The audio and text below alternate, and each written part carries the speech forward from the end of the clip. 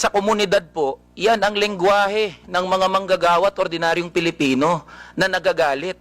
Hindi po kasalanan ng mga vlogger o ng mga gumagamit ng Facebook, TikTok, X o kung ano pa mang social media platforms kung bakit merong ganito na mga pagmumura o profanities. Ito po ay lengguwahe ng mga manggagawa at ordinaryong Pilipino na nagagalit. Mr. Elijah, hindi ko binabagit yung lingwahe ng ordinaryong Pilipino.